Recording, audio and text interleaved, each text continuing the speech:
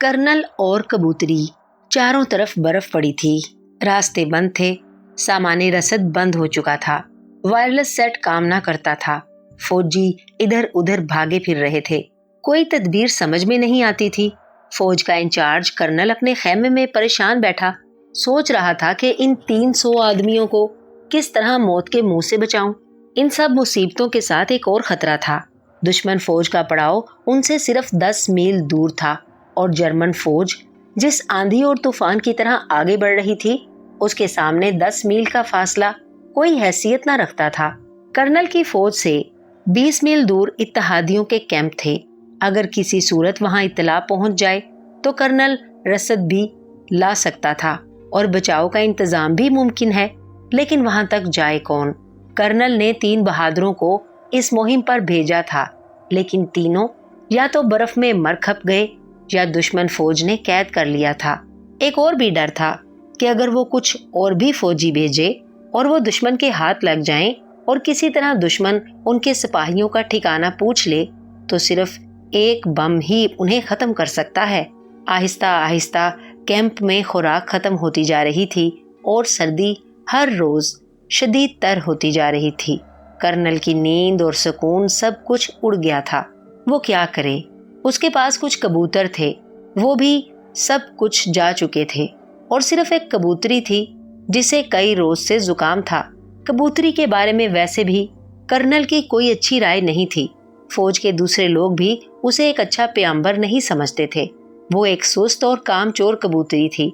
Colonel ने एक बार इसे भूनकर खाना चाहा, मगर सिर्फ इस ख्याल से रुक गया कि उसे हेडक्वार्टर में उसका हिसाब देना पड़ेगा। एक तो कबूतरी को जुकाम, दूसरे वो कामचोर और बाहर हर वक्त की बर्फबारी। ऐसे में कबूतरी को पैगाम देकर भेजना उसे खुदकुशी कराना था। इसलिए कर्नल ने कबूतरी को पैगाम देकर भेजने का सोचा भी नहीं था। कैंप में मायूसी बढ़ती जा रही थी। कैंप के अफसरों ने कर्नल पर जोर दिया कि वो मरने से पहले आखिरी कोशिश जरूर करें, कबूतरी को पैगाम देकर भेजें। कर्नल ने कबूतरी का पिंजरा अपने खेमे में मंगवाया। सफेद रंग की सुर्ख आंखों वाली एक कबूतरी घूरती नजर आई। आप सबकी मर्जी है तो पैगाम तैयार कराइए, मैं कबूतरी को भेज देता हूँ, लेकिन मुझे उम्मीद कम है कि ये मंजिल तक पहुंचे। कर्नल ने मायूसी से कहा। जल्दी जल्दी पैगाम तैयार किया गया और जैसा कायदा है इसके मुताबिक वो कर्नल को लाकर दे दिया गया। कर्नल ने पैगाम पढ़ा। एक सिपाही ने पिंजरा खोलकर सफेद कबूतरी को निकालकर कर्नल के हाथ में दे दिया। कर्नल ने पैगाम उसके पैरों के अंदर बांधा और अपने चेहरे के नजदीक लाकर कहा, मेरी दोस्त कबूतरी, मैं तुम्हें एक अहम काम से भेज रहा हूँ। अगर तुम मंजिल तक पहुंच गई तो हम 300 आदमी जिंदा रहेंगे। यूं समझ लो, तुम्हारे जितने पर हैं हम इससे बहुत ज्यादा हैं। हमारी जिंदगी अब तुम्हारे इन नन्हे मुन्ने बाजुओं पर मुनहसिर है। कभी कभी जंग का पांसा यूं भी बदल जाता है। जाओ, खुदा तुम्हारा निगहबान होगा। हम सब की दुआएं तुम्हारे साथ हैं। कर्नल ने कबूतरी फौजी को दी तो उसने देखा कि कबूतरी की आंखों में गैर मामूली चमक है, जो बहादुर और जर्री सिपाहियों की आंखों से झलकती है। कर्नल ने आहिस्ता से झुककर सलाम किया और सिपाही उसे लेकर रास्ता बताने चला गया। कबूतरी को जब फिजा में छोड़ा गया तो बर्फबारी जारी थी। कबूतरी सुस्त और काहिल थी। जाने क्यों कभी उसका काम करने को जीना चाहता था। दूसरों के लिए अपनी जान जोखम में डालना कहाँ की अक्लमंदी है। वो चाहती थी उसे हर वक्त उम्दा उम्दा खाने मिलते रहें और वो आराम से सोती रहे, ऊँघती रहे या इधर उधर मटर गश्त करती रहे। लेकिन आज अजीब बात हुई। फौज के कर्नल ने उसे इतनी बड़ी जिम्मेदारी सौंपी थी। उसकी आवाज में कैसा जादू था। उसने किस वक़ार से उसे सलाम किया था, जैसे बड़े फौजी जर्नैलों को सलाम किया जाता है। कर्नल के अल्फाज अभी तक उसके कानों में गूंज रहे थे। हमारी जिंदगी अब तुम्हारे नन्हे मुन्ने बाजुओं पर मुनहसिर है। उसे कितना बड़ा एजाज मिला था। न जाने क्यों उसका खून तेजी से जिस्म में दौड़ रहा था। कबूतरी ने फैसला किया कि वो इस काम को जरूर अंजाम देगी, चाहे उसकी जान चली जाए। चारों तरफ बर्फबारी जारी थी। कबूतरी ने देखा, चारों तरफ सफेद ही सफेद रंग नजर आ रहा था। उसे शमाल की तरफ उड़ना था। उसने एक लंबी सी उड़ान उड़ी और पलटकर देखा। वो फौजी जिसने उसे रास्ता बताया था मुतमईन होकर जा रहा था। कबूतरी जरा दूर गई थी कि उसकी आंखों में बर्फ घुसने लगी। गर्म खैमे में रहने वाली कबूतरी के लिए ये बड़ी मुसीबत थी। फिर क्या करें? आंखें बंद करके सफर किया जाए तो रास्ते से भटकने का डर था, लेकिन आखिर उसे आंखें बंद करनी पड़ी। वो थोड़ी थोड़ी देर के बाद आंखें खोलकर रास्ता देख लेती। कबूतरी ने अभी जरा सा सफर किया था कि उसे महसूस हुआ कि सर्दी बढ़ चुकी है। ये दूसरी मुश्किल थी। मुझे तेज उड़ना चाहिए। कबूतरी ने बहुत तेज तेज उड़ना शुरू कर दिया, इतना ज्यादा कि अगर कोई सिपाही देख लेता तो वो समझता कि ये उसकी बंदूक से निकली हुई गोली है जिसके पर लग गए हैं। कबूतरी थक गई और गिरने लगी। तब कर्नल के अल्फाज उसके कानों से टकराए, हम सब की जिंदगी तुम्हारे बाजुओं पर मुनहसिर है। इन अल्फाज ने दोबारा उसे हिम्मत दी और उसने तेज तेज उड़ना शुरू कर दिया। लेकिन कब तक? आखिर थक कर गिर गई। रात भर रुक रुक कर बर्फबारी होती रही और कर्नल बगैर दूध की चाय पीता रहा। सोचता रहा कि आखिर इन आदमियों को किस तरह बचाया जाए। कभी कभी ख्याल आता अगर कबूतरी पैगाम लेकर इत्तेहादी फौजियों तक पहुंच गई तो, लेकिन उसे इस ख्याल पर खुद ही हंसी आती थी। भला कैसे मुमकिन है? सर्द रात, बर्फ का तूफान और एक काहिल कबूतरी, रास्ते में दुश्मन का पड़ाव। आहिस्ता आहिस्ता दिन निकल आया। वही मायूसी और परेशानी। सारा दिन यूं ही गुजर गया। रात हुई। जनाब, गजा सिर्फ एक दिन की बाकी है, एक अफसर ने कर्नल को बताया। कोई बात नहीं, कल तक इंतजाम हो जाएगा, कर्नल ने एक बाएतमाद अफसर की तरह कहा। अफसर चला गया तो दूसरों ने मशवरा दिया कि हम अपने आप को जर्मन फौज के हवाले कर दें। इस तरह जंगी कैदी बनकर भूख और ठंड से मरने से बच जाएंगे। कर्नल ने डांटा, खबरदार, ऐसा ख्याल भी जहन में ना लाना। बहादुर आजादी की सांसें लेते हैं या मर जाते हैं। खुदा पर एतमाद रखो, कल कुछ ना कुछ हो जाएगा। सुबह कैंप में खलबली मच गई। सारे अफसर कर्नल के खेमे में आए। जनाब, जरा बाहर आइए। कर्नल जल्दी से बाहर निकला। उसने देखा दूर तक सफेद बर्फ पर सैकड़ों डब्बे और थैले पड़े हैं। लाल, नीले, पीले और सफेद डब्बे। सारे फौजी खुशी से दीवाने हो रहे थे। ये डब्बे और थैले बर्फ पर पड़े खूबसूरत लग रहे थे। कर्नल ने अपने अफसरों से कहा, इसका मतलब है कि इत्तेहादियों तक हमारा पैगाम पहुंच गया। कर्नल की इजाजत से सामान उठाया गया। ये इतना सामान था कि महीनों की जरूरत के लिए काफी था और बोरियों में असलहा था जिससे कई दिन जंग लड़ी जा सकती थी। कर्नल को हैरत थी कि आखिर वो काहिल कबूतरी एक रात में 30 मील का सफर किस तरह तय कर गई। जंग खत्म हो गई। फौजें अपने शहरों को लौट गईं। कर्नल को एक दिन फौजी हेडक्वार्टर बुलाया गया। वहां उसने एक पिंजरे में एक सफेद कबूतरी देखी और फौरन पहचान गया। कबूतरी ने उसे अपनी गोल गोल आंखें घुमाकर देखा। कर्नल ने कहा, काश तुम्हारी जुबान होती, फिर मैं हिम्मत और जुर्रत की वो कहानी सुनता जो रहती दुनिया तक बहादुरों की रहनुमाई करती। कबूतरी ने सुना तो अपने बाजू फैला दिए। कर्नल ने देखा उसके दोनों बाजू कटे हुए थे। कर्नल ने अपने पांव की एड़ियों को जोर से मिलाकर सलूट किया, जैसे जर्नैलों को किया करते हैं। जंगे अजीम दोइम के फौजी रिकॉर्ड में इस कबूतरी का जिक्र नुमाया है। उसमें तहरीर है कि जब कबूतरी 30 मील का सफर करके आई तो उसके बाजुओं से खून जारी था और वो मरने के करीब थी। कबूतरी का इलाज किया गया। चंद हफ्तों बाद वो ठीक हो गई, लेकिन अपने दोनों बाजू गंवा बैठी। उसका जिक्र उन बहादुरों के साथ है जिन्होंने अपनी हिम्मत से जंग का पांसा पलट दिया। उसे फौज का सबसे बड़ा एजाज दिया गया। लंदन के एक चौराहे पर आज भी उसका मुजस्समा लोगों में बड़े और अच्छे काम करने का जज्बा पैदा कर देता है। दुनिया में वही जिंदा रहते हैं जो अपनी हिम्मत से नामुमकिन को मुमकिन बना देते हैं। खत्म शुद्ध। कहावतें और उनकी कहानियां। नादान की दोस्ती जी का ज़ियां, बंदर की आशनाई, रीछ की दोस्ती जी का काल। मतलब ये कि बेमुरव्वत पर भरोसा नहीं करना चाहिए। कहानी।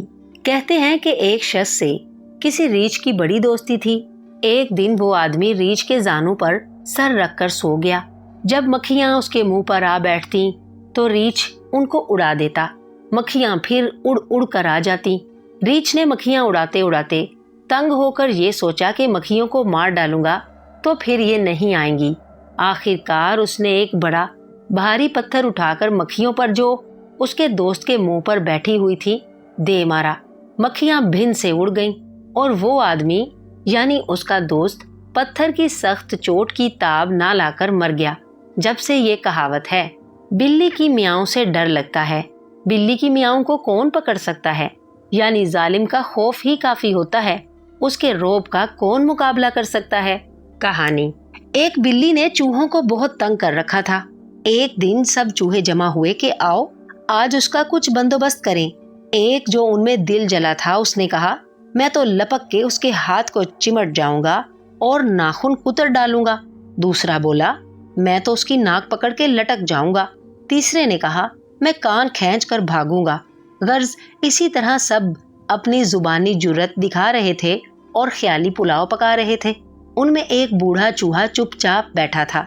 सबने कहा कि हजरत सलामत, आप भी तो कुछ बोलें।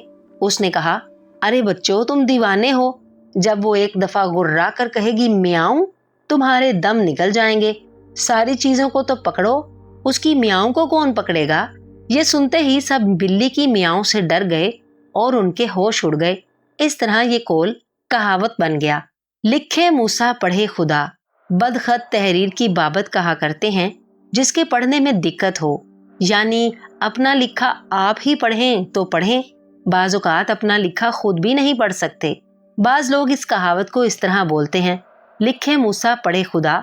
इस वक्त ये मायने होते हैं कि ऐसा बदखत लिखा हुआ है कि कोई होशियार और जानने वाला ही, जिसको इस तहरीर का रब्त हो, पढ़े तो पढ़े। लड़के को जब भेड़िया ले गया तब टुट्टी बांधी। काम बिगड़ जाने के बाद एहतियात करना बेफायदा है। कहानी। एक औरत जो जंगल के करीब एक झोंपड़ी में रहती थी, उसकी आदत थी कि अपने गोद के बच्चे को झोंपड़ी में अकेला लिटाकर पड़ोस की औरतों के साथ बाहर ईंधन पानी वगैरह लेने को चली जाया करती थी। उसके शोहर ने उसे बारहा समझाया, यानी कि तेरे पीछे मैं भी घर पर नहीं होता, झोंपड़ी खुली रहती है, सब औरतें अपनी अपनी झोंपड़ियों को टुट्टी लगाकर दरवाजे बंद करके जाती हैं, तू भी अच्छी तरह टुट्टी बांध कर जाया कर। मगर कभी उस नासमझ औरत ने इस बात पर ध्यान न दिया। एक रोज दोपहर के वक्त जब सब लोग काम पर गए हुए थे, एक भूखा भेड़िया वहां उस गाफिल औरत की झोंपड़ी में घुसकर उसके बच्चे को उठाकर ले गया और उसे चीर फाड़ कर खुद खाया और अपने बच्चों को खिलाया। जब औरत लौट कर आई तो उसने बच्चे को गायब पाकर रोना शुरू कर दिया। शाम के करीब और गांव वालों के साथ जब उसका शोहर भी लौट कर आया तो उसने घर की टूटी बंद ही पाई और औरत को दरवाजे पर बैठे रोते चिल्लाते देखकर सबब मालूम करके कहा, जब लड़के को भेड़िया ले गया तब टूटी बांधी, अब क्या फायदा है, मैं रोज नहीं कहा करता था। जब से ये बात शोहरत पाकर कहावत बन गई। कुआं बेचा है, कुएं का पानी नहीं बेचा। जब कोई शख्स मामले में कटहज्जती और बेफायदा तकरार करता, नाजायज शर्तें लगाता या हीलो हुज्जत निकालता है, उस वक्त कहते हैं। कहानी। किसी शख्स ने किसी के हाथ अपना कुआं फरोख्त कर दिया। जब खरीदार ने उसमें से पानी भरना चाहा तो उसे रोक दिया और कहा कि मियाँ, मैंने कुआं बेचा है, कुएं का पानी नहीं बेचा। हाकिम ने बेचने वाले से कहा, तू अब तक अपना पानी क्यों नहीं निकाला, आज ही कुल पानी निकाल ले, वरना जुर्माना होगा और जुर्माना देना पड़ेगा। मजबूर होकर उसने राजीनामा दाखिल कर दिया। ये कहावत कट हुज्जती की बाबत बोलते हैं। सूत की अट्टी और यूसुफ की खरीदार। जब कोई थोड़ी पूंजी पर बड़े काम पर आमादा होता है या बड़े काम करने का इरादा करता है या किसी काम में गरीब और कम हैसियत आदमी रुपए वालों का मुकाबला करना या उसके मुकाबले में खड़ा होना चाहता है, उस वक्त बोलते हैं। वाकया ये है कि जब हजरत यूसुफ अलैहिस्सलाम के भाइयों ने, जिनमें सबसे बड़े का नाम यहूदा था और ये 10 भाई हजरत यूसुफ की दूसरी माँ से थे, हसद के सबब से उन्होंने हजरत यूसुफ अलैहिस्सलाम को कुएं में डाल दिया था। इत्तेफाक से सौदागरों का एक काफिला शाम से मिस्र को जाता हुआ उधर से गुजरा। इस काफिले के सरदार ने, जिसका नाम मालिक था, अपने गुलामों को पानी पिलाने के वास्ते उस कुएं पर भेजा। वो यूसुफ को कुएं में से निकालकर मालिक के पास लाए। उसने थोड़े से खोटे दरहम उनके भाइयों को देकर खरीद लिया और मिस्र की तरफ रवाना हुए। मिस्र पहुंचकर काफिले वालों ने हजरत यूसुफ को बड़ी इज्जत और शान से कुर्सी पर बिठाया और उनके दाम खरे करने का इरादा किया। चूंकि उनके हुस्न और जमाल का चर्चा सारे शहर में फैल गया था, इसलिए लोगों ने जानो माल से अपने आप को उनके लेने पर आमादा किया। चुनाचे एक बुढ़िया जिसके पास सिवाय एक सूत की अट्टी के और कुछ भी न था, वो भी खरीदारी के लिए आई और उस सूत की अट्टी के एवज हजरत यूसुफ को खरीदने की दरख्वास्त पेश की। जब से ये बात मिसल हो गई, समधन का तकला चुभ चुभ जा, हाथ का लपका कभी ना जा, ये औरतों की कहावत है। यानी इंसान को जो बुरी आदत पड़ जाती है, उसकी वजह से कैसे ही जिल्लत और तकलीफ उठानी पड़े, वो आदत कभी नहीं जाती और उसी में उसे मजा मिलता है। एक औरत अपने बेटे के रिश्ते के लिए किसी के घर गई। उसको चोरी की आदत पड़ी हुई थी। बेटे ने, जिसकी सिगाई के लिए गई थी, अपनी माँ से ताकीदन कहा था कि हस्बे आदत वहाँ कोई ऐसी हरकत ना कर बैठना जिससे जिल्लत उठानी पड़े। मगर उस औरत ने जब कुछ हाथ ना लगा तो समधन के चरखे का तकला ही चुराकर अपने नेफे में रख लिया। वो तकला चुभ चुभ जाता था जिससे वो बेचैन थी और बार बार कहती थी, समधन का तकला चुभ चुभ जा, हाथ का लपका कभी ना जा। जो सहरी खाए वही रोजा रखे, यानी जो फायदा उठाए वही तकलीफ भुगते। किसी आवारा आदमी ने एक कुतिया पाल रखी थी। एक दिन रमजान में उस शख्स ने सहरी के वास्ते जो दूध जलेबियां रखी थी वो कुतिया खा गई। वो मिसल हुई। उस शख्स ने सुबह उठकर उसे बांध दिया, खाने पीने का गर्रा बनाया। उसने भूख के मारे भौंकना शुरू कर दिया। लोगों ने सबब पूछा। इस पर आपने जवाब दिया कि भैया, जो सहरी खाए वही रोजा रखे। जोलाहे की अकल गद्दी में होती है, यानी जोलाहे कम अकल होते हैं, क्योंकि बवजह एक जगह बैठकर काम करने के तजर्बा नहीं होता। एक कौवा किसी जोलाहे के बच्चे की रोटी लेकर उसके मकान की मंडेर पर जा बैठा। जोलाहे ने अपने बच्चे को और रोटी का टुकड़ा देने से पहले लकड़ी की सीढ़ी जो दीवार की मुंडेर से लगी हुई खड़ी थी नीचे गिरा दी कि फिर कौवा सीढ़ी पर से उतरकर बच्चे की रोटी ना ले जाए, और बेवकूफ ये ना समझा कि कौवा उड़कर भी नीचे आ सकता है। खरगोशों की अंजुमन।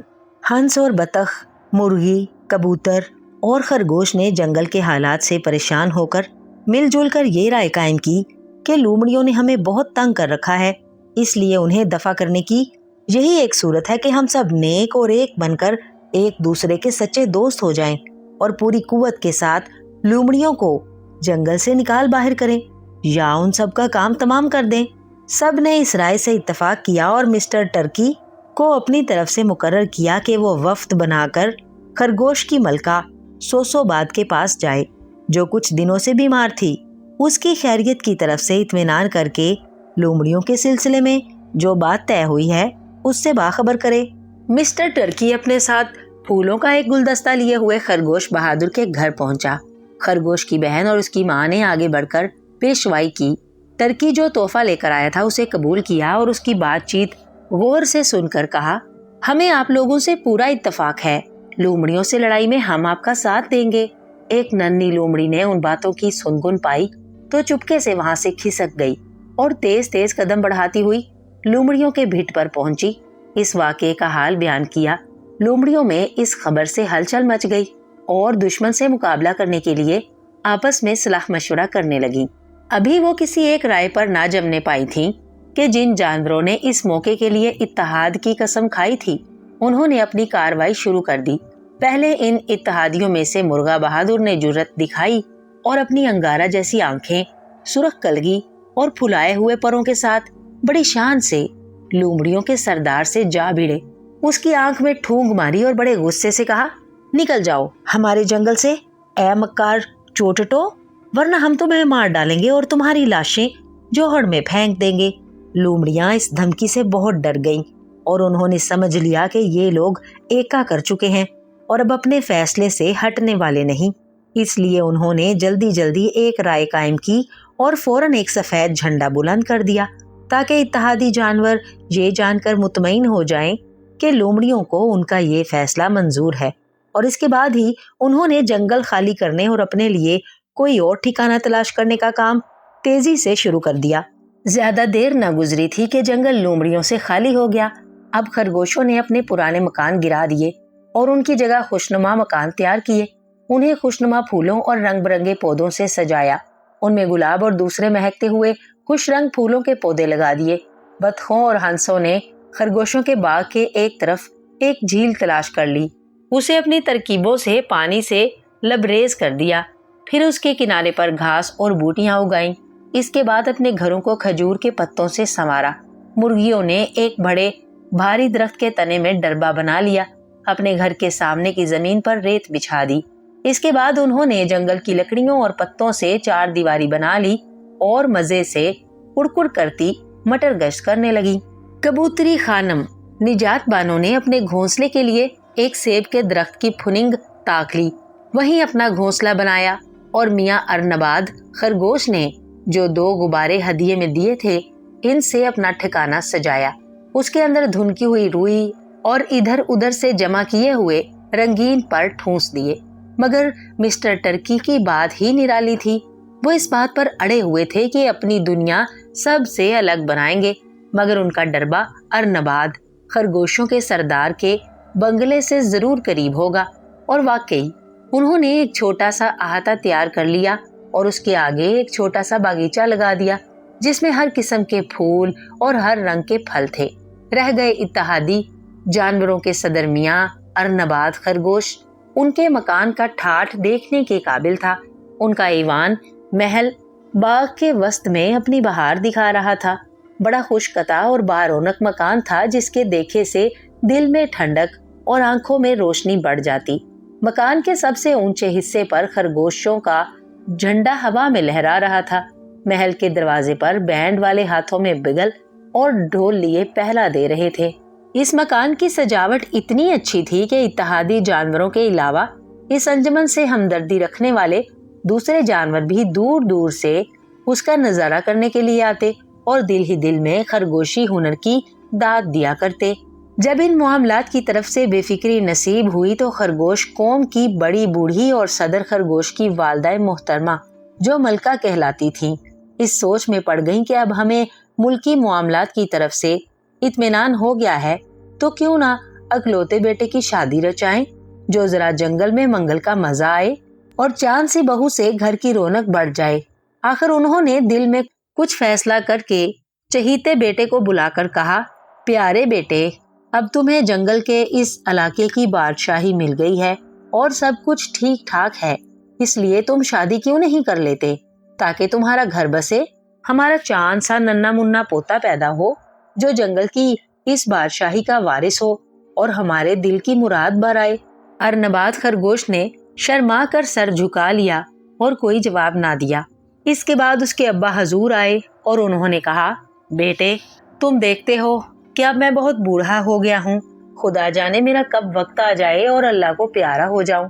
اس لیے چاہتا ہوں کہ مرنے سے پہلے تمہاری شادی کی خوشی دیکھ لوں. ارنباد نے کہا، مجھے آپ کے فرمانے سے کب انکار ہو سکتا ہے، مگر ابا جان پہلے تو میری بہن سوسوباد خرگوشنی کی شادی ضروری تھی. کیا آپ نے اس کا انتظام کر لیا ہے؟ ارنباد کے جانے کے بعد ان میں اور ارنباد کی امی جان میں اس معاملے پر صلاح مشورہ ہوا. ارنباد کی امی جان بولی، واقعی ارنباد سچ کہتا ہے، پہلے ہمیں کوئی کھرا اصلی خرگوش تلاش کرنا چاہیے جس سے سوسوباد کو بیاہا جائے. اس کے بعد ارنباد کی شادی رچائیں گے. اس وقت شہزادی سوسوباد آئینے کے سامنے بناؤ سنگھار کر رہی تھی. اسے بھی نجات بانو کبوتری سے پہلے ہی معلوم ہو چکا تھا کہ ایک اصیل خرگوش شادی کرنا چاہتا ہے اور جلد ہی ابا جان کو میرا پیام دینے کے لیے آنے والا ہے. اصل بات یہ تھی کہ پورے جنگل میں ایک خرگوش بھی ایسا نہ تھا جو سوسوباد سے شادی کرنے کی ہمت کر سکتا ہو. آخر وہ قوم کے بڑے لیڈر سردار ارنباد کی بہن جو تھی اور ارنباد اتحادی جانوروں کا صدر اور خرگوشوں کا ہیرو تھا. اس کی بہن کو بیاہنے کے لیے ویسا ہی شاندار بر چاہیے جس کو اپنی قوم میں بڑا مقام حاصل ہو. لیکن نجات بانو کبوتری جوڑ توڑ لگانے میں مصروف تھی. ایک بار وہ اڑتی ہوئی خرگوش پارٹی میں جا پہنچی اور ان سے کہا، لوگو، کیا تم میں ایک بھی شریف خرگوش نہیں ہے جو خوبصورت سوسوباد سے اپنی شادی رچانے کے لیے تیار ہو؟ ایسا نہ ہو کہ تم لوگ یوں ہی ہاتھ پر ہاتھ دھرے بیٹھے رہو اور کوئی پردیسی خرگوش اسے اپنی دلہن بنا لے.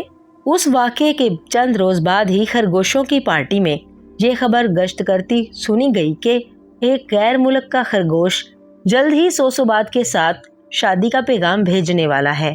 اس خبر سے خرگوشوں کی قوم میں بڑی ہلچل مچ گئی، خصوصاً مونچھ مروڑ خان نامی خرگوش تو آپے سے باہر ہی ہو گیا اور اپنی لمبی لمبی مونچھوں کو تاؤ دیتا ہوا بولا، کیا مجال ہے جو کوئی غیر ملکی خرگوش سوسوبات کا پیغام دینے کی جرت کرے۔ نجات بانو کبوتری تو ایسے موقع کی تلاش میں ہی تھی، فوراً مونچھ مروڑ خان کے گھٹنے پر آ بیٹھی اور آہستہ آہستہ اس کے کان میں کہا، اتنی جلدی غصہ نہ کرو میرے دوست، اگر تم سوسوبات کا پیغام دینا چاہتے ہو تو مجھ سے کہو تاکہ میں اپنے دوست ارنباد کے پاس فوراً پہنچ کر تمہارے لیے بات چھیڑوں۔ مونچھ مروڑ خان کا چہرہ خوشی سے چمک اٹھا اور اس نے جوش بھرے انداز میں کہا، میری عزیز نجات، تمام گھرانہ جانتا ہے کہ میں ایک مدت سے سوسوبات کا پیغام دینے کی آرزو رکھتا ہوں۔ اگر تم درمیان میں پڑھ کر میرا یہ کام کرا دو تو بڑی مہربانی ہوگی اور میں ایک قیمتی تحفہ تمہاری نظر کروں گا۔ یہ بات سن کر نجات نے ارنباد کے مکان کی طرف اڑان بھری اور ارنباد کو مونچھ مروڑ خان کی رغبت سے خبردار کیا۔ ارنباد نے اپنے ابا حضور اور امی بیگم کو اطلاع دی۔ اب کیا تھا، محل میں ہر طرف خوشی اور شادمانی کی لہر دوڑ گئی۔ مکان کے کمرے اور دروازے پھولوں سے سجائے گئے۔ محفل کو سنوارنے کی کوشش میں کوئی کمی نہیں کی گئی۔ صفائی ستھرائی سجاوٹ وغیرہ ہر چیز بڑے سلیقے سے انجام پا رہی تھی۔ پوری خرگوش برادری پھدک پھدک کر ہر کام کر رہی تھی۔ جب یہ سب کچھ مرضی کے مطابق ہو گیا تو وقت مقرر کر کے خرگوشوں کے شیخ قاضی خرگوش الملک کو نکاح کی رسم ادا کرنے کے لیے بلایا گیا۔ قاضی خرگوش الملک نے شادی بیاہ کی رسم کے فائدے بیان کرتے ہوئے نسل بڑھانے کی خوبیاں مؤثر انداز میں واضح کی اور خطبہ پڑھ کر مونچھ مروڑ خان اور سوسوبات کے سروں پر 2 ٹکڑے روٹیوں کے رکھے اور پھر خیر و برکت کی دعائیں دی۔ جب شادی کی رسم پوری ہو چکی تو پوری کچھار جنگل کے جانوروں نے دھوم دھام کے ساتھ مبارکباد کے نعرے بلند کیے۔ ہنسوں، بطخوں، مرغیوں اور کبوتروں کے لیے بڑے پیمانے پر دسترخوان بچھایا گیا اور حاضرین نے مزے لے لے کر کھانا کھایا۔ کھانا ختم ہونے کے بعد مسٹر ٹرکی نے اپنے مخصوص انداز میں مبارکباد دی، جس سے تمام اتحادی جانور بہت خوش ہوئے اور سب نے جی کھول کر خوشی منائی۔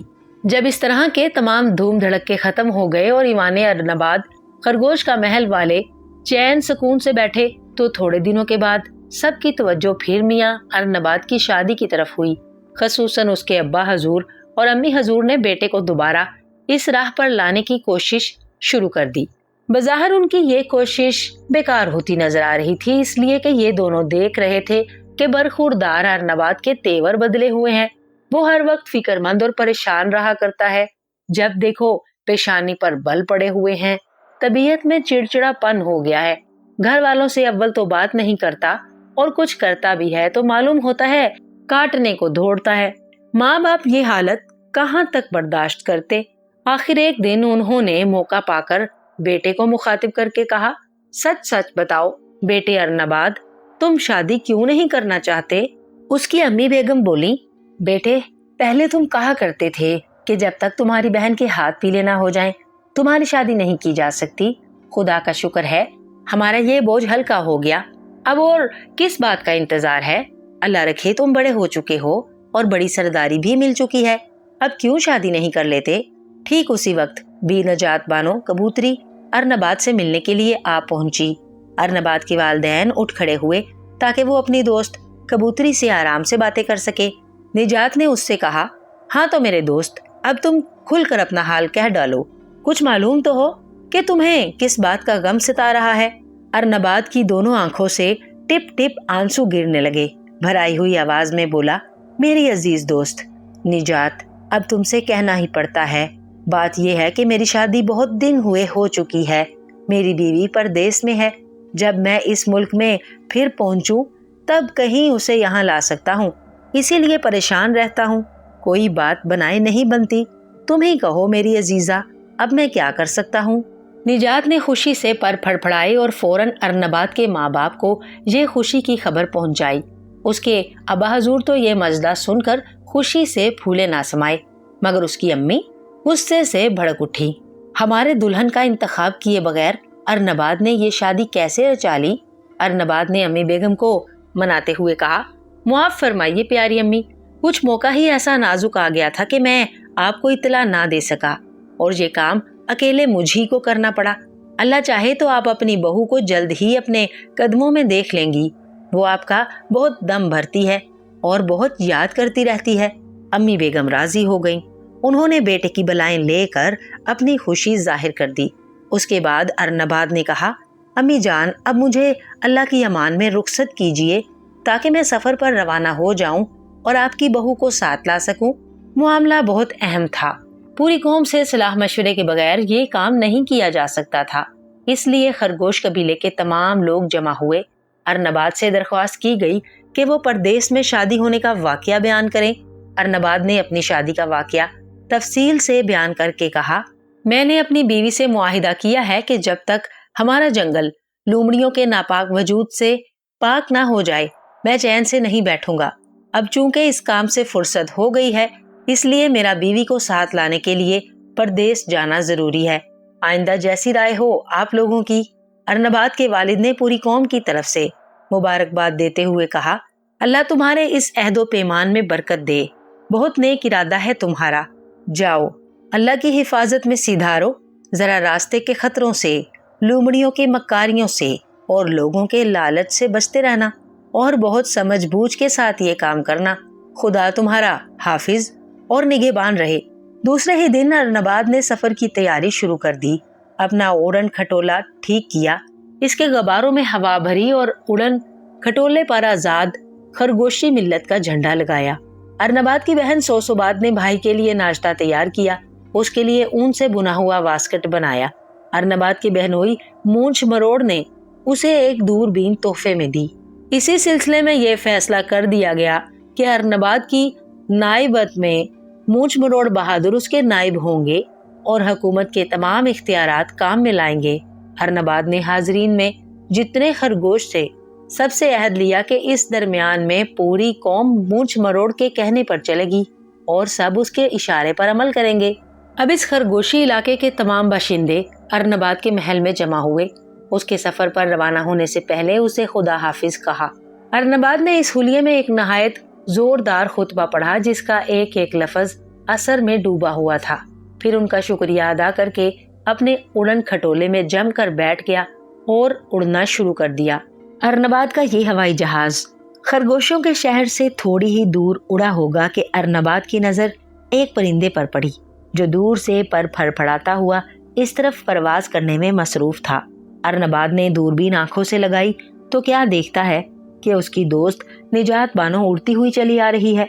जब उसने उड़न खटोले के चौखटे को पकड़ लिया तो अरनबाद की परेशानी कम हुई और उसने कहा, खैर तो है अजीजा निजात, ये तुम यहाँ कैसे पहुंची? मेरा सफर तो बहुत लंबा और थका देने वाला है। तुम्हारे बस का नहीं बहन, मेरी मानो तो वापस हो जाओ निजात, मैं इस बात से बहुत खुश होऊंगा। निजात कबूतरी ने गुटरगू के अंदाज से जवाब दिया, वाह ये भी अच्छी कही तुमने। मेरा तो ये इरादा है कि हमेशा तुम्हारे साथ ही रहूं। इसके बाद अरनबाद ने उड़न खटोले अंदर दस्तरख्वान बिछाया और अपनी बास्केट टोकरी में से कुछ खाना निकालकर निजात को अपने साथ शरीक कर लिया। अब दोनों हंसते बोलते सफर का लुत्फ उठा रहे थे कि इतने में यकायक तेज झक्कड़ चलने लगा। आसमान पर बिजली चमकती नजर आई, बादल गरजे, घना अबर चारों तरफ छा गया और मूसलाधार बारिश बरसने लगी। उस वक्त मियां अरनबाद का हवाई जहाज बुरी तरह हचकोले खा रहा था और हर पल ये अंदेशा बढ़ता जा रहा था कि कहीं जहाज किसी चीज से टकरा कर टुकड़े टुकड़े ना हो जाए। निजात कबूतरी मौसम के तेवर बदले देखकर फड़फड़ाई और उड़ान भरने का इरादा करने लगी। अरनबाद भी अपनी फिक्र से गाफिल न था। उसने फौरन उड़न खटोले के एक सिरे पर झुककर उसे मजबूती से थाम लिया। इससे थोड़ी देर के लिए खतरे में कमी तो महसूस हुई, मगर खटोले पर बोझ बढ़ जाने की वजह से अंदेशा पैदा हो गया कि कहीं वो उसे जमीन पर ना फेंक दे। इसलिए वो बहुत तेजी से खुश्की की तरफ गिर रहा था। अब अरनबाद अपने दिल में बुरी तरह खौफ खा रहा था। उसे साफ नजर आ रहा था कि उड़न खटोला गिरने ही वाला है। मौत आंखें दिखा रही है। खैरियत के आसार दूर दूर तक नजर नहीं आते। फिर भी उसने हिम्मत ना हारी, जल्दी से छतरी निकालकर खोल ली और उसे हाथों से मजबूत पकड़कर अपने हवाई जहाज से कूद पड़ा। उधर निजात ने पर खोले और उड़ने के लिए तैयार हो गई। हवाई जहाज से जितने गुब्बारे बंधे हुए थे, उनकी नाजुक डोरियां एक एक करके टूट रही थीं। सिर्फ एक डोरी रह गई थी, जिससे जहाज अटका हुआ तेज आंधी का मुकाबला कर रहा था। यकायक अर्नबाद का हवाई जहाज उलट पलट हो गया। इसमें उसकी जितनी चीजें रखी हुई थीं, सब गिरकर बिखर गईं। मगर खैरियत रही कि अर्नबाद अपनी छतरी के बल पर सही सलामत जमीन पर पहुंच गया। निजात भी उसी समत में उतरी और अर्नबाद के करीब पहुंच गई। अब दोनों निगाहें उठाकर आसमान की तरफ देख रहे थे। हवाई जहाज का कहीं पता न था, इसलिए कि वो इन दोनों के उतरने से पहले टूट फूट चुका था। अर्नबाद ने अपने आप को एक बंजर और खुश्क पहाड़ की चोटी पर खड़ा हुआ देखा। यहाँ न दरख्त थे, न कोई पैदावार, न इंसान, न हैवान। अकेली उसकी दोस्त निजात पास थी। सामान में भी फकत अर्नबाद की छतरी और दूरबीन बाकी रह गई थी। निजात मुड़ मुड़कर किसी दरख्त को तलाश करती रही, ताकि उस पर बैठकर आसपास के मकामात में कोई जगह तलाश करे। अर्नबाद निजात का मतलब समझ गया। उसने बंद छतरी दस्ते की तरफ से ऊंची करके इस तरह अपनी मुट्ठी में संभाल ली कि उसका दस्ता दरख्त की शाख की तरह मालूम होने लगा। निजात उस पर बैठकर इधर उधर देखने लगी। यकायक निजात ने अपने पर खोले और तेजी से किसी नामालूम जगह की तरफ उड़ी, जैसे किसी खूंखार बाज ने उसे डराकर भागने पर मजबूर कर दिया हो। वो अर्नबाद को अकेला छोड़कर उड़ी जा रही थी। कुछ देर इंतजार करके अर्नबाद ने आंखों पर दूरबीन लगाई और हर तरफ निगाह दौड़ाने लगा। उसने देखा कि निजात एक बड़े दरख्त की शाख पर उतर रही है। यह दरख्त थोड़े फासले पर एक हरी भरी चरागाह में था। अर्नबाद निजात को देखकर बहुत खुश हुआ और उससे जा मिलने के लिए तेजी से दौड़ने लगा। मगर थोड़ी दूर चलने के बाद वो परेशान हो गया। उसकी समझ में ना आ रहा था कि पहाड़ी रास्ते पर किस तरह सफर करे। फिर जब वो एक ऐसी ऊंची जगह पहुंच गया जहां से उतरने की कोई सूरत नजर ना आती थी, तो और ज्यादा हैरान हुआ। इधर निजात भी चट्टानों की आड़ में हो जाने की वजह से निगाहों से छुप गई थी। अर्नबाद के दिल में यह ख्याल पैदा हुआ कि ऐसा ना हो वो इसी जगह कैद में रहकर रह जाए और निजात को उसका पता और निशान तक ना मिले। अर्नबाद ने अपनी छतरी पर टेक लगाई और अपने नीचे की वादी पर निगाहें दौड़ाईं। इस हरकत से वो अपना वजन संभाले रखने में नाकाम हो गया और लुढ़कता पड़कता हुआ हवा में गिरकर जमीन के एक छोटे से हौज में जा गिरा, जिसमें पहाड़ के एक चश्मे से उछलता हुआ पानी गिर रहा था। हौज में गिरने की वजह से अर्नबाद की हड्डियां पसलियां तो बच रहीं, लेकिन हौज के ठंडे पानी से तकलीफ महसूस हुई और डूब जाने का खतरा बढ़ गया। उसने हौज से छुटकारा पाने के लिए बहुत हाथ पांव मारे। करीब था कि मायूस होकर हाथ पांव ढीले छोड़ दे, मगर कुछ देर में उसके हवास दुरुस्त हो गए और उसने कुछ सोचकर हाथ से छतरी का निचला हिस्सा हौज के बीच में गाड़ दिया और उसके बल पर एक जोरदार जस्त लगाई तो हौज के किनारे से निकल आया। छतरी हौज की तह में गड़ी रह गई। इस वक्त अर्नबाद का बदन सर्दी से कांप रहा था। सामने एक चट्टान खड़ी थी। उसने उसके एक तरफ बड़ा सा गड्ढा खोदा और उसमें उतरकर पनाह की जगह तैयार की और उसके ऊपर की सतह को रेत से ढांप दिया। अब जमीन के इस हिस्से पर सिर्फ अर्नबाद का उभरा हुआ सर नजर आ रहा था और जिस्म का कोई और हिस्सा नजर ना आता था। निजात ये हरा भरा सब्जाजार देखकर बहुत खुश हुई। वो एक दरख्त पर ठहर गई, उसके फल खाकर भूख की आग बुझाई। फिर वो उसी तरफ पलटी जहां पर पहाड़ पर अपने दोस्त अर्नबाद को छोड़ आई थी, ताकि उसे इतनी अच्छी जगह मिलने की खुशखबरी सुनाए। मगर जब उसे वो खाली जगह नजर आई और अर्नबाद का कोई निशान न पाया, तो हैरान रह गई। उसे ये अंदेशा सताने लगा कि जंगल के किसी दरिंदे ने अर्नबाद को ना फाड़ खाया हो। फिर भी निजात ने हौसला ना छोड़ा और बराबर उसे तलाश करने में मसरूफ रही। निजात इसी कोशिश में देर तक हवा में उड़ती रही और इधर उधर निगाहें डालकर अर्नबाद का खोज लगाने में मसरूफ रही। थोड़ी ही देर के बाद उसने देखा कि अर्नबाद की छतरी झील में एक जगह गड़ी हुई है। वो फौरन उड़ती हुई छतरी पर जा उतरी और इधर उधर गौर से देखा तो एक जगह अर्नबाद का फकत सर नजर आ रहा था, मगर धड़ गायब था। निजात घबराई घबराई जल्दी से उस तरफ चली। वो उसके करीब पहुंची ही थी कि अर्नबाद सोते से जाग उठा और आंखें खोल दी। निजात को ये देखकर इत्मीनान हो गया कि अर्नबाद खैरियत से है। उसने अर्नबाद के बदन से रेत हटानी शुरू की, फिर उसके पास बैठकर उसकी खैरियत पूछी और अपना हाल सुनाया। इसके बाद निजात ने एक हरे भरे मैदान की तरफ इशारा किया जो इस मकाम से खासा दूर था। अर्नबाद ने उसे देखने के लिए दूरबीन आंखों से लगाई, फिर निजात से कहा, मैंने वहां पहुंचने का रास्ता देख लिया है। अब ऐ मेरी रफीका, तुम उड़कर मुझसे पहले वहां जा पहुंचो, मैं पाँव पाँव चलता हुआ जल्द ही तुम्हारे पास आ जाऊंगा। निजात ने ऐसा ही किया, उड़कर सब्जाजार में पहुंच गई। अर्नबाद भी पैदल चलता हुआ निजात की तरफ चला, मगर इस वक्त वो भूख और थकन से गिरा पड़ता था। खैरियत गुजरी के चंद ही कदम फासला तय करने पर उसे एक टोकरी जमीन पर पड़ी मिली जिसमें खाने की चीजें थीं। अर्नबाद उसे देखते ही पहचान गया कि ये वही टोकरी है जो उड़न खटोले के हवा में कलाबाजी खाते वक्त गिर गई थी।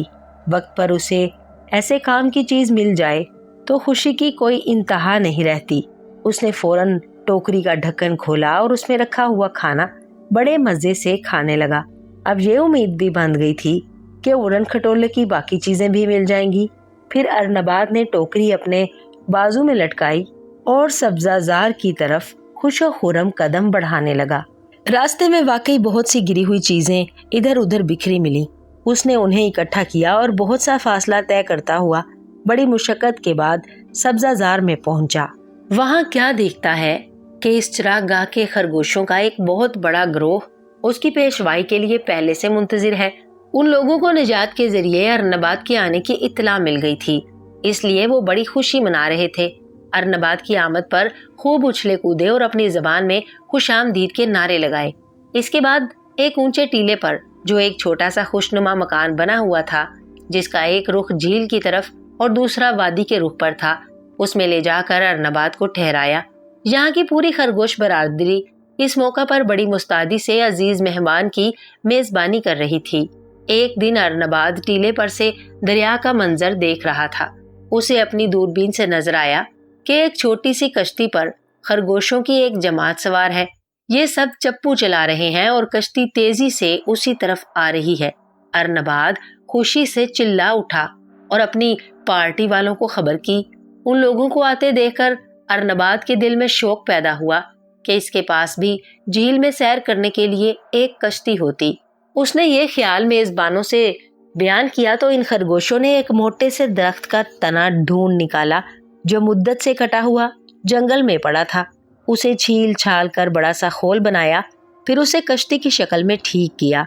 इसके बाद 2 चप्पू और एक मस्तोल तैयार किया, साथ ही ऊपर से ढांकने के लिए एक साइबान भी बना लिया। खरगोशों ने अपने मेहमान को आराम पहुंचाने के लिए बैठने की जगह बहुत नरम और लचकदार बना दी थी। जब कश्ती मुकम्मल हो गई तो अर्नबाद साइबान के नीचे वाली निशिस्त पर जा बैठा और निजात ने मस्तोल को अपना अड्डा बनाया। सब्जाजार के 2 खरगोश चप्पू चलाने लगे और कश्ती दरिया का सीना चीरती हुई आगे बढ़ी। इस वक्त झील में एक बतख तैर रही थी। कश्ती उसके पास से गुजरी तो वो इससे लटक गई। उसकी ये बात खरगोश को पसंद ना आई। एक खरगोश ने अपने चप्पू से उसे मारा तो वो पानी में गोता खा गई। थोड़ी ही देर में वो फिर उभरी और तैरते तैरते अपनी सहेलियों से फरियाद की कि उसकी मदद को पहुंचे। साथ वाली बतखें उसकी फरियाद सुनकर कश्ती के आसपास जमा हो गईं और इरादा किया कि कश्ती पर टूट पड़ें और बोझ डालकर उसे तह में बिठा दें। मगर चप्पू चलाने वाले खरगोश बहुत नाडर थे। उन्होंने दोनों चप्पुओं से बतखों को मारना शुरू कर दिया। अर्नबाद को उनका ये तरीका पसंद ना आया। उसने इस हरकत से रोका, मगर वो किसी तरह बाज ना आ रहे थे और बतखों पर चोट लगाने में मसरूफ थे। निजात गुस्से में भरी हुई साहिल की तरफ उड़ गई। अर्नबाद की कश्ती हचकोले खाने लगी। इधर बत्तखें हर तरफ से झपट झपट कर कश्ती पर आ रही थीं। पूरी कश्ती उनसे भर गई थी और अब वो खरगोशों को चोंचे मार रही थीं। अर्नबाद ने चिल्लाकर चप्पू चलाने वालों से कहा कि बत्तखों के गालिब आने और कश्ती को डबो देने से पहले तेजी के साथ कश्ती बढ़ाओ और मुझे साहिल पर पहुंचा दो। दोनों ने भरपूर कोशिश की, मगर उनके बनाए कुछ न बन पड़ी। कश्ती बत्तखों के बोझ से उलट गई और ये सब दरिया में गोते खाने लगे। करीब था कि अर्नबाद के कसबल जवाब दे जाएं और वो पानी में डूब जाए, मगर निजात ने ऐन वक्त पर उसकी मदद की। जल्दी से लकड़ी का एक तख्ता लाकर साहिल पर बिछा दिया। डूबते को तिनके का सहारा बहुत होता है। अरनबाद हिम्मत करके उस तख्ती के जरिए खुशकी पर पहुंच गया। साथ ही चप्पू चलाने वाले खरगोश भी अरनबाद के पीछे तख्ते के सहारे खुशकी पर जा उतरे और इस तरह सब डूबने से बच गए। अब अरनबाद ने कहा, इस सब्जाजार के खरगोश बड़े शरीर और कमीने हैं, चलो हम इनसे दूर चले जाएं ताकि ऐसे बुरों से काम ना पड़े। निजात ने अरनबाद की इस राय से इत्तफाक किया। वो और अरनबाद रात होने का इंतजार करने लगे। जब अंधेरा फैल गया तो ये दोनों किसी और जगह पनाह लेने के लिए चल खड़े हुए। चलते चलते ये एक ऐसी जगह पहुंचे जहां घने दरख्तों और गुथी हुई शाखों ने एक महफूज गार सा बना दिया था। अरनबाद ने एक दरख्त के तने में एक बड़ा सा खोल तलाश कर लिया और निजात ने उस दरख्त की चोटी पर घोंसला बना लिया। दोनों ने ये रात बड़े चैन से बसर की। जब सुबह की रोशनी फैली तो उन्हें मालूम हुआ कि ये तो एक बड़े से बाग के अंदर हैं, जिसमें एक बहुत शानदार देहाती महल बना हुआ है। ये देखकर पहले तो उन्हें बहुत खुशी हुई, फिर अरनबाद को ये अंदेशा सताने लगा कि ऐसा ना हो कि इस महल में खरगोश का गोश्त खाने वाले आदमी बसे हुए हों। ये सोचकर अरनबाद में यहाँ से चले जाने का इरादा किया, लेकिन निजात ने उसे इत्मीनान दिलाया और कहा, जल्दी ना करो, मैं अभी सब हाल मालूम करके आती हूँ। ये कहकर निजात उड़कर महल की छत पर पहुंच गई और गौर से अंदर की तरफ देखने लगी। वहां उसे एक खूबसूरत छोटी लड़की और एक हबशी नजर आया और उसका नेक दिल शोहर नजर आया। वज़ाकता से ये दोनों मियाँ बीवी निजात को बहुत भले मालूम हुए और लड़की भी बहुत पसंद आई। आया का मियाँ इस बाग का असली मालिक था। निजात उल्टे कदमों गई और अरनबाद को महल के बाशिंदों का हाल सुनाया। अरनबाद को निजात की बात से कुछ ज्यादा इत्मीनान ना हुआ। वो रवानगी की तैयारी कर ही रहा था कि अभी उसने एक ही कदम बढ़ाया था कि क्या देखता है कि वो इस लड़की और उसकी आया के दरमियान खड़ा है और ये दोनों उसे मोहब्बत भरी नजरों से देख रही हैं। अरनबाद ने कोशिश की कि भाग खड़ा हो ताकि उन दोनों के हाथ ना पड़ जाए, मगर वो लड़की भी बड़ी होशियार थी। उसने अरनबाद के तेवरों से भांप लिया कि ये बच के निकल जाना चाहता है, इसलिए वो और उसकी आया दोनों तेजी से अरनबाद की पीछे दौड़ी। इधर माली उन दोनों के पीछे लपका। जिस वक्त अरनबाद उनके कब्जे में आया वो डर के मारे मरा जा रहा था। इस पर उन लोगों का रौब बुरी तरह छा गया था, मगर उनके काबू में जाने के बाद लड़की ने बड़ी मोहब्बत से उसके शानों पर हाथ फेरा और प्यार भरे लहजे में कहा, नो, तुम मुझसे इतना भागते क्यों हो? मैं तो तुमको इतना चाहती हूँ। अरनबाद अभी तक उनसे बेजार था। उसने बिगड़ कर कहा, मेरा नाम नोनो नहीं अरनबाद है। लड़की अरनबाद के जवाब से बहुत खुश हुई। उसका हाल अहवाल पूछा।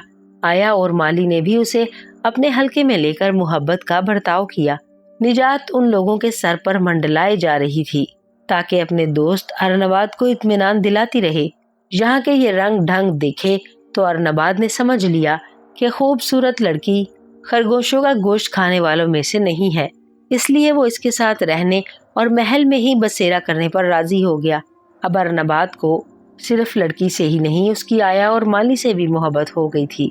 थोड़े ही दिनों में वो इस खानदान का एक टुकड़ा बन गया और निजात भी इसी के साथ रहने लगी। आया ने अरनबाद के लिए एक साफ सुथरा बिछौना बना दिया और निजात के लिए अच्छे से घोंसले का इंतजाम कर दिया। इसी जमाने में उस लड़की ने अपने मेहमान अरनबाद और उसकी सहेली निजात की एक शानदार दावत की।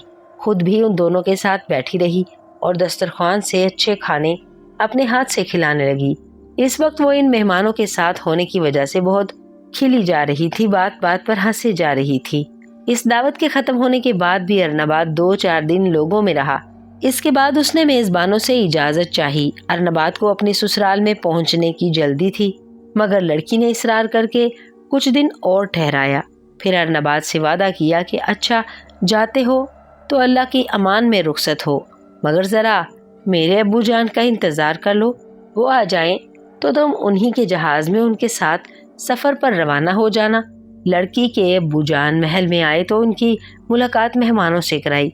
वो अरनबाद और निजात को देखकर बहुत खुश हुए और उन्हें अपने जहाज में ले जाने पर राजी हो गए। उन्होंने इत्मीनान दिलाया कि वो अरनबाद को उसकी दुल्हन के यहाँ पहुँचा देंगे।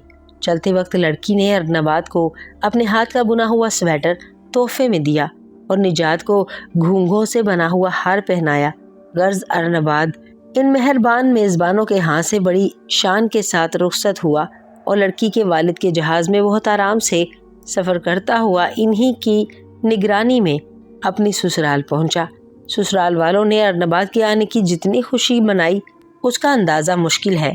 اس کی بیوی اور ساس سسر سب محبت سے پیش آئے۔ کئی دن تک سفر کی تکان دور کرنے میں صرف ہو گئے۔ اس کے بعد ارنباد نے سسرال والوں سے اپنے وطن جانے کے لیے اجازت چاہی۔ دلہن والے پہلے ہی سے ارادہ کیے بیٹھے تھے کہ جیسے ہی دلہا میاں آئیں گے دلہن کے لیے سفر کا ضروری سامان تیار کر دیا جائے گا اور بیٹی داماد دونوں کو ہنسی خوشی رخصت کر دیں گے۔ اور یہی ہوا۔ سسرال کی خرگوش برادری نے ہنسی خوشی رخصتی کی رسم ادا کرنے میں حصہ لیا اور میاں ارنباد اور ان کی لڑکی کو دھوم دھام سے رخصت کیا۔